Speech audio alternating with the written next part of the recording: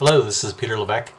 This is the introduction to my thesis proposal entitled From Environment of Stigma to Healthy Information Ecology, Good Mental Health for Canadians from an Ecological Perspective. The Institute of Medicine in the United States has stated that public health is what we, as a society, do collectively to assure the conditions for people to be healthy. Being healthy includes having and maintaining good mental health and having access to mental health services. The Public Health Agency of Canada defines mental health services as a mix of health, social, vocational, recreational, volunteer, occupational therapy, and educational services, as well as housing and income support. They include a range of activities and objectives ranging from mental health promotion and the prevention of mental health problems to the treatment of acute psychiatric disorders and the support and rehabilitation of persons with severe and persistent psychiatric disorders and disabilities.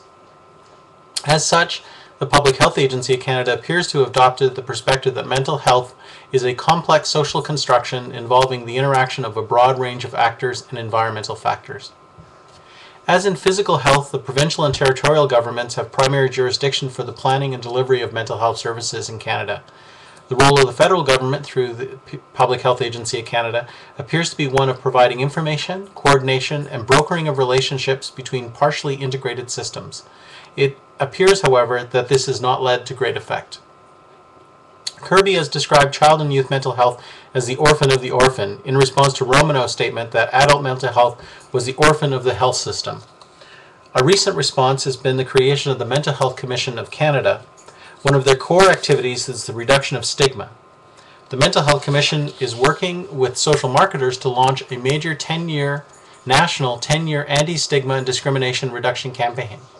The campaign will be the largest systematic effort to reduce the stigma of mental illness in Canadian history. Stigma is commonly defined as a mark of shame or discredit, an identifying mark or characteristic, a specific diagnostic sign of a disease. The origin of the word is Greek, and originally referred to a tattoo or mark that was cut or burned into the skin of criminals, slaves, and traitors in order to visibly identify them as blemished or morally polluted persons. These individuals were to be avoided or shunned, especially in public places. The word was later applied to other personal attributes that are considered shameful or discrediting, such as symptoms and behaviors associated with a wide range of mental health difficulties. While current stigmatization practices, as they apply to those suffering with mental health difficulties, do not include hot iron branding or tattooing, stigma communication includes specific content, marks, labels, responsibility, and peril, in order to induce effective and cognitive responses to create stigma attitudes, to generate protective action tendencies, and to encourage the sharing of these messages with others. According to Smith, 2007, stigma messages bear the following attributes. They provide cues, A, to distinguish people, B, to categorize distinguished people as separate social entities, C, to imply a responsibility for receiving placement within this distinguished group and their associated peril, and D, to link with the distinguished group to physical and social peril. Different qualities of stigma messages, moreover, evoke different emotions, disgust, fear, and anger, that motivate people to access relevant social attitudes, form or bolster stigma attitudes, and to remove the stigmatized threat.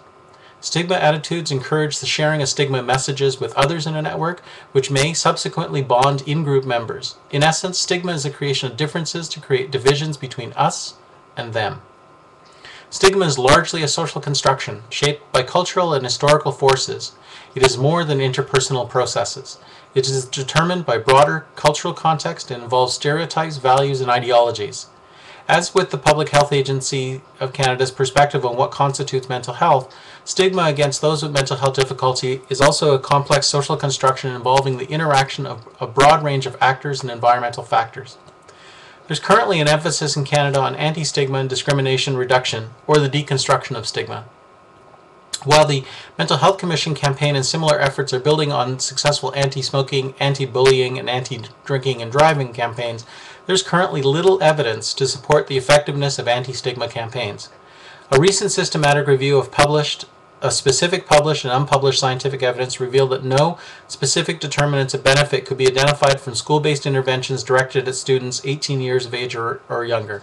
In another systematic review, the authors concluded that a remarkable number of targeted interventions aimed at reducing stigma attached to mental illness have been carried out. However, due to methodological limitations, no definite assessment of the effect of these interventions is possible at this time. A study of 3 large-scale national and international stigma reduction programs found that broad-based public education campaigns have been disappointing and are unlikely to produce meaningful change in attitudes or behaviors. This proposal seeks to demonstrate that both mental health and associated stigma are complex elements with an emerging complex social construction. The conditions that lead to improved population-level mental health and a reduction of the effects of stigma against mental health difficulties requires a shift from thinking about stigma as something in the environment to be removed, overcome, or eliminated, to thinking about what a healthy information ecology looks like and how good mental health is maintained within that ecology. The next video that I will do will essentially describe the problem that I will be tackling, and I hope to have that up within the next week.